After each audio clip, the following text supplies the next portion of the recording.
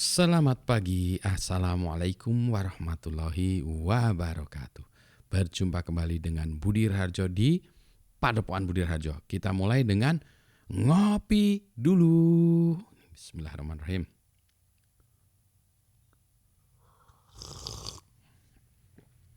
Segar.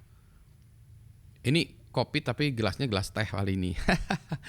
Kopi pagi ini adalah dari Glik. Sebentar, mana bungkusnya? Sebentar saya ambilkan ya. Ini dia. Bungkusnya Glik Kopi. Glik Kopi.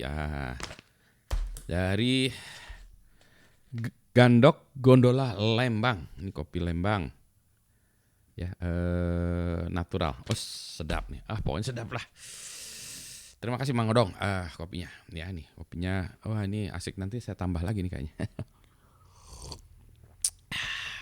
Pagi-pagi hari ini masih awal-awal tahun 2024, kita bahas soal hilirisasi teknologi digital. Apa sih?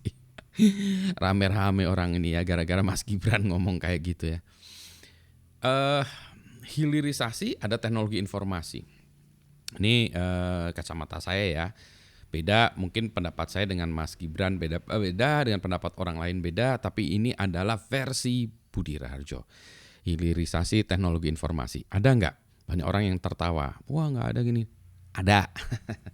Menurut Pak Budi Raharjo ini juga ada gitu ya. Nah, menurut Padepokan Budi Raharjo ada. Mari kita ini dulu ya. Sebetulnya hulu dengan hilir itu apa sih gitu ya? Kalau bahasa Sunda hulu itu artinya kepala. Hulu maneh itu kasar banget ya. Kepalamu gitu ya, hulu maneh. Maaf ya, ini joke sedikit lah ya. Maklum kalau orang Sunda mah senangnya hobinya joke, harus ada joke-nya dulu supaya tidak tegang. Hilirisasi, hilir dan hulu ya. Jadi hulu tuh di atas. Kalau air itu ya ada air hulu, kemudian mata air ada di hulu, kemudian mengalir ke bawah ke hilir ya. Dari hulu ke hilir. Industri itu ada yang istilah dihulurisasi juga ada di industri. Misalnya industri apa ya? Tambang, energi itu apa gitu ya? Hulu, dari hulunya apa? Mungkin minyak, ke bawahnya jadi apa? Batu bara jadi apalah gitu ya. Kalau di dalam teknologi informasi hulunya apa sih? Hulunya itu adalah, menurut saya adalah semiconductor. Semiconductor itu apa? Itu adalah cikal bakal yang untuk di bawahnya nanti itu adalah komponen elektronika. Jadi semiconductor itu adalah bahan-bahan untuk alat-alat elektronik, microelectronics. Asalnya apa? Pasir kuarsa. Jadi kalau sungai itu hulunya air ya, kalau ini hulunya pasir kuarsa yang dijual per kilo. Per kilo saya nggak tahu berapa. 1.000 perak, 2.000, 3.000 perak per kilo. Murah banget ya. Setelah menjadi prosesor harganya jadi mahal, atau microcontroller harganya menjadi mahal ya. Jadi itu. Nah, hulu balik lagi ya. Hulunya adalah semiconductor. Di dunia semiconductor Indonesia punya sumber resourcesnya yaitu pasir kuarsa. Kalau dijual murah, maka kita harus memproses pasir kuarsa itu, menurunkan sedikit ya dari hulu ke hilir. Menjadi komponen elektronik, menjadi transistor dan menjadi microchip. Macam-macam ya, ini saya nggak punya prosesor yang baru-baru ya, ini yang lama ya.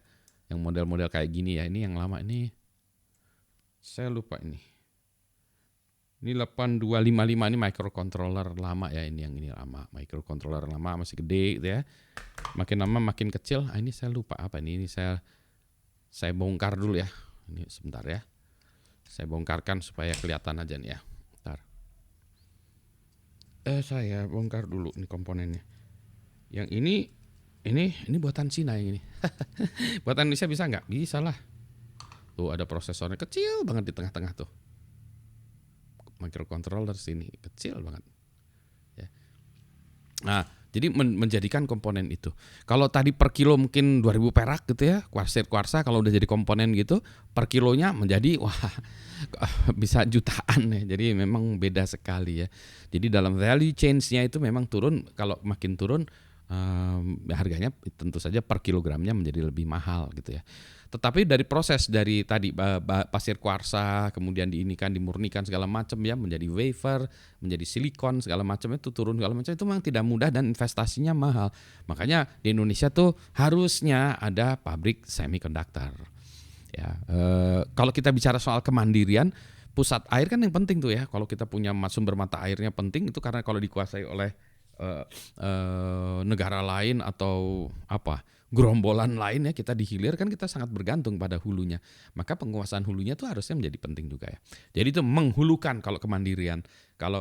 Cuma duitnya ada di hilir. Duitnya ada di hilir. Nah, kalau kita bicara tentang teknologi digital apa di hilirnya? Kita kenal dengan electronic commerce, sosial media, ada apa? Tokopedia, Shopee, segala macam ya. Media sosial ada apa? Ada WhatsApp, ada Facebook, ada TikTok, ada Instagram, chat, ada WhatsApp, ada Telegram, segala macam itu udah dihilir ya. Aplikasi-aplikasi dihilir.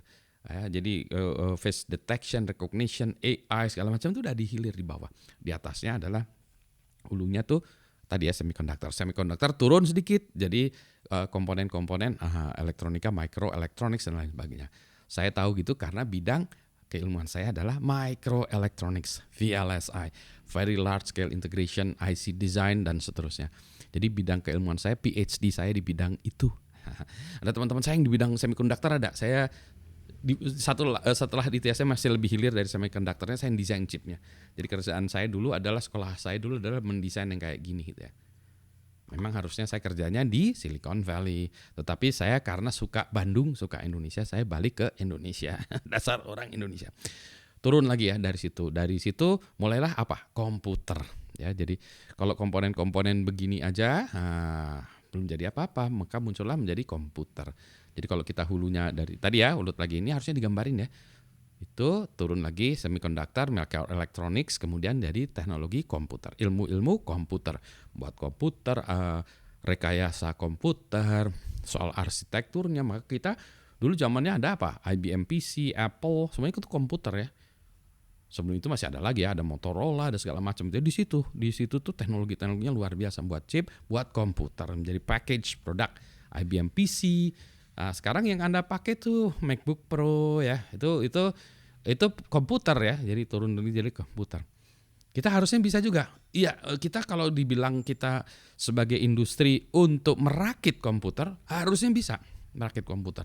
PCB-nya mungkin buatan Taiwan, prosesornya desain di Amerika, diimplementasikan di Taiwan atau di Jepang, gitu ya. Gitu. Nah, kita harusnya bisa industri itu. Makanya untuk level SMK bisa, komputer buatan SMK itu bukan anak-anak SMK yang mendesain prosesornya, bukan, itu harus PhD, tetapi merakit komputer, industri komputer itu ada dan itu bisa. Ya, turun ya hilir pabrik komputer yang kita sebut pabrik komputer gitu, ya. Coba aja kalau Anda kenal merek selain MacBook tentu saja asal Apple ya, ada lagi Asus, Acer, apalagi Lenovo, kalau IBM apa jadi Lenovo ya. Apalagi ya dan seterusnya gitu ya, merek-merek itu kan komputer juga, meskipun komputer bentuknya sekarang banyakkan orang melihatnya dalam bentuk laptop, tapi di belakang layar tuh ada ya server-server lagi, itu industri komputer. Di dalam komputer itu ada aplikasi, ada software, maka muncullah lagi di hulu ilmu software ya, makanya orang bicara tentang software engineering, rekayasa perangkat lunak, itu masih bukan hulu banget ya, tetapi masih di hulu. Ilmu-ilmunya itu ilmu-ilmu computer science, ilmu komputer. Nah, itu juga harus dipelajari. Ada matematiknya di situ, ada engineeringnya gitu ya. Di situ manajemennya ada, ya, manajemen proyek segala macam di situ tuh keilmu-ilmuannya itu. Itu yang harus dikuasai juga oleh kita gitu ya. Makanya anak-anak sekolah kenapa sekolah penting? Ya itu menguasai ilmu-ilmu komputer, software ya. Tadi ada hardware-nya, yang komputer fisik, software. Ya, jadi itu nanti turun.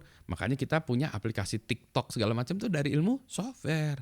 Kalau saya minta anak-anak buat TikTok, bisa nggak? Ya bisa, tapi dipakai untuk 100 orang. Begitu dipakai 2.500 orang, TikToknya super lambat alias nggak jalan. Pencet karakter, tek kirim. Tunggu ya, 2 menit lagi baru sampai. Bah, mana kita sanggup tunggu ya. Maunya begitu pencet sekarang kirim. aplikasinya dipakai ratusan juta orang, gimana caranya? Nah, itu anak sekolahan lagi. Turun ya.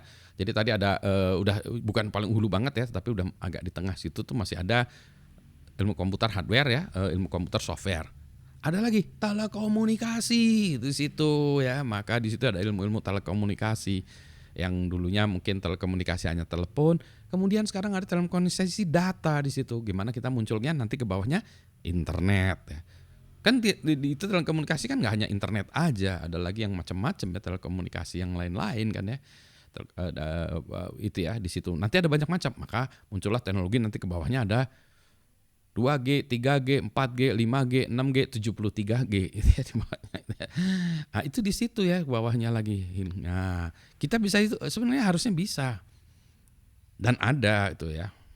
Mas Khairul tuh ya ada di 5G, dia ikutan di 5G segala macam. Jadi ada orang Indonesia, ada lah. Ya orang Indonesia yang ikut berkontribusi di situ. Tapi industri di Indonesia kenapa nggak bisa gitu? Turun lagi ya. Turun lagi. Nah, jadi tadi ada ilmu-ilmu di situ ya. Nah, kemudian ada ilmu selain itu hardware juga ada lagi selain tadi hardware masih termasuk komputer tuh hardware disk segala macam, maka itu terkait kalau software in database, maka orang bicara cloud computing, gabungan dari semua ini ya. Ada komputernya, ada ilmu hardware, software, kemudian ada networknya, cloud computing itu dipakai juga gitu. Turun lagi ya. Nah, maksudnya apa? Di setiap titik itu ada industrinya, ada perusahaannya, ada duitnya, ada segala macam. Itu dihilirkan dari situ ya. Turun lagi, maka turun lagi membuat jadi aplikasi-aplikasi. Turunlah mungkin dari teknologi komputer turun menjadi handphone, deng ya. Handphone udah kuno semua nih.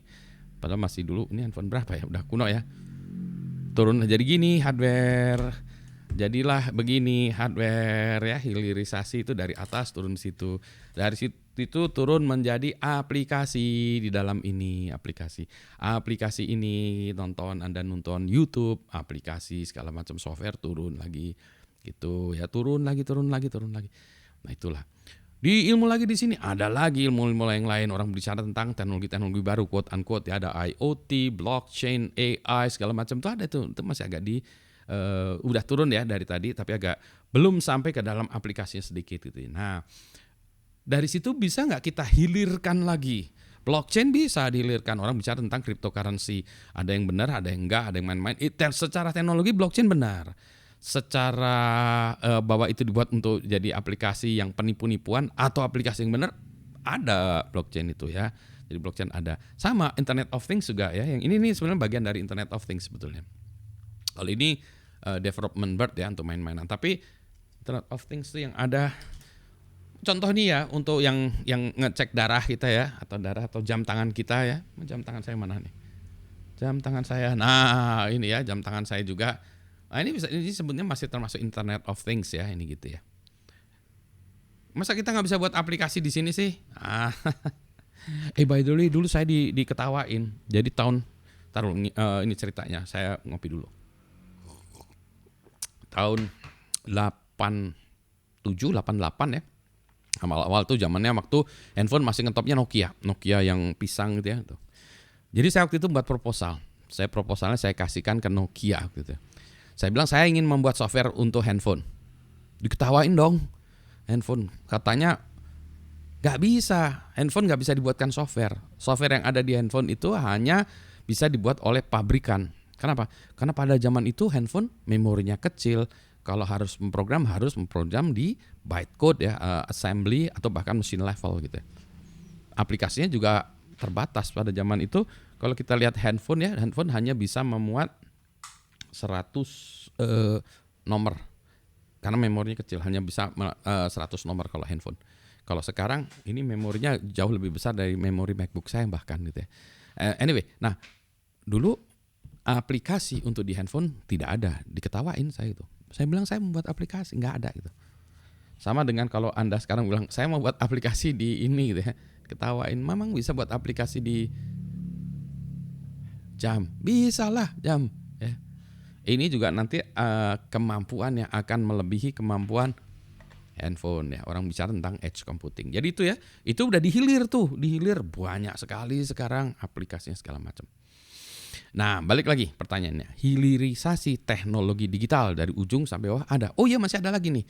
Contoh lagi aplikasi apa? Kalau dulu buat musik analog. Ini harus saya ambilkan contohnya ya. Kaset saya ada di sana tuh. Piringan hitam. Dulu kalau membuat musik piringan hitam. Ya, piringan hitam. Adakah piringan hitamnya di dalamnya? Ada mestinya. Ada. Ya. Piringan hitam nih, analog. Kemudian muncullah ya jadi piringan hitam analog nih, Genesis, Selling England by the Pound, Boston album. Nah, muncullah teknologi digital, kemudian muncullah ini ya buat musik pakai gini aja. Ini buat musik pakai program di komputer. Lagi-lagi digital. Nah, ini kita nggak ada teknologinya. Kenapa kita nggak bisa buat kayak gini? Oke lah, kita menggunakan ini untuk membuat karya. Nah, balik lagi di hulunya ada macam-macam teknologi, ada semiconductor, ada microelectronics, ada komputer ya, hardware, software, ada telekomunikasi ya, macam-macam sana terus turun ke hilir, masih banyak ya hilir buat perusahaan segala macam. Makanya itu di Silicon Valley ada macam-macam tuh, turun ke bawah sampai akhirnya buat aplikasi dan seterusnya. Itu menghilirkan. Di Indonesia ada banyak juga penelitian-penelitian di kampus yang mandek. Penelitian-penelitian mandek itu ya kalau kita anggap sebagai hulu, enggak, itu harusnya dihilirkan penelitian-penelitian itu menjadikan industri ya, menjadikan produk services. Jadi dulu nih saya pernah menjadi review nih tahun berapa lupa ya, dari sebuah penelitian. Penelitian itu mengatakan demikian. Ini zamannya dulu ya. Sebuah halaman web itu akan menjadi penting kalau dia di-refer atau diacu oleh halaman yang lain. Itu kalau di dalam membuat makalah ya, sebuah makalah dia akan menjadi penting atau dianggap penting kalau makalah ini digunakan sebagai referensi oleh makalah-makalah lain ya. Jadi bukan kita sering ngomong itu menjadi lebih penting, orang yang sering ngomong lebih penting, tapi orang yang di-refer oleh orang lain itu dia lebih penting. Ya seperti halnya makalah. Kayak gitu kan ya. Wah, penelitian, saya bilang ini keren penelitiannya. Udah, penelitian selesai, dikasih duit segala macam, jadi duit penelitiannya ini publish paper sudah. Di luar negeri jadilah itu yang menjadi bagian dari Google PageRank, itu namanya PageRank ya, untuk melakukan searching. Jadi kalau kita search Google, mana yang keluar di atas, nah itu ditentukan oleh algoritma seperti tadi, PageRank. Dan terusnya nanti mulai dari situ diturunkan menjadi AdWords ya, terus dan seterusnya gitu. Dengan kata lain apa? Hilirisasi dari penelitian-penelitian di kampus menjadi sebuah kebawahnya itu, nah itu terjadi.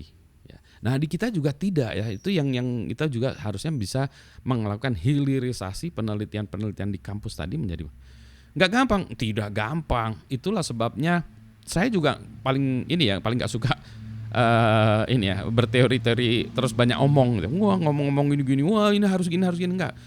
Saya buat aja perusahaan riset. Jebret buat perusahaan. Emang susahnya kenapa? Susah ternyata. Jadi saya membuat perusahaan di bidang cyber security. Saya membuat perusahaan riset di bidang AI, artificial intelligence. Orang bicara tentang proyek kan gini-gini, enggak. Kami melakukan riset. Mendanai dari riset, dari yang ada riset ini menjadi sebuah produk dan services tidak mudah. Ngabisin miliaran. Dari mana? Dari duit kantong-kantong teman-teman, dari venture capital dan seterusnya. Balik modalnya gimana? Ya kami harus menjual teknologinya itu menjadi produk yang bisa digunakan. Sudah jadi produk, services yang digunakan, tidak dibeli juga. Kenapa? Karena orang lain, pihak lain, perusahaan ada yang di Indonesia, pemerintah membeli produk dari luar negeri. Nah, jadi hilirisasi tadi selain tadi dari segi orang yang terlibatnya juga, dari komitmen dari orang-orang Indonesia sebagai pembeli, juga dari pemerintah untuk membeli produk-produk karya-karya Indonesia. Ini saya bukan hanya soal ngomong-ngomong gitu aja, saya mengalami sendiri. Produk kami lebih hebat ya dari produk luar negeri sebelumnya gitu. Sekarang mereka mungkin lebih hebat ya. Ya lagi-lagi karena apa? Karena nggak ada yang mau beli punya produk kami. Kesalahan kami itu Pak Budi aja nggak bisa jualan. Boleh jadi ya, memang saya bodoh dalam hal menjualnya. Ini. Tapi kan saya juga nggak mau menjual teknologi itu kayak proyekan, sogokan, nggak mau kan. Saya maunya produk ini if we are good, take us. Gitu ya. Jadi bukan karena ini saya bule ya, Ini tadi kalau saya didandanin pakai jas pakai ini juga. If I speak in English, probably you will think that I am a Westerner. My degree is from Canada, so I am a Westerner. Cuma pasportnya aja orang Indonesia. KTP-nya orang Indonesia, warga negaranya Indonesia. Jadi digajinya Indonesia, harusnya digajinya Barat juga ya. Bule juga, ini udah boleh nih. Anyway, balik lagi tadi ya. Nah, harus ada komitmen mau membeli produk dalam negeri. Nggak usah kita mikir apa-apa hebat, datangkan investor lain juga. Iya. Tapi komitmen membeli produk dalam negeri, dan saya lihat banyak teman-teman yang punya produk di dalam negeri ini yang tidak dibeli oleh kalian ini, baik orang biasa ataupun decision maker. Jadi gimana dong? Nah, itulah dia menyalahkan kami, orang-orang yang bergerak di bidang teknologi tadi, yang di hulu sampai di hilir ya. Kami ada di hulu dan di hilir ada juga gitu kami itu ya. Ya, itu tadi ya, tidak mudah. Kami orang gila, memang orang gila karena tekun di situ juga gitu. Ya, ya mungkin bukan gila ya, grit ya, apa? Grit itu bahasanya apa ya? Ketekunan ya. Ketekunan atau ketabahan, tekun grit ya gitu. Jadi kami memang tekun di situ karena itu adalah bidang kami, itu kesukaan kami, bidang kehidupan kami, tempat kami menggelutinya yang bidang itu ya. Balik lagi ke topik dari hulu ke hilir, hilirisasi produk teknologi informasi itu ada, bukan produk ya, hilirisasi teknologi informasi itu ada. Apakah teknologi ini itu adalah sebuah industri?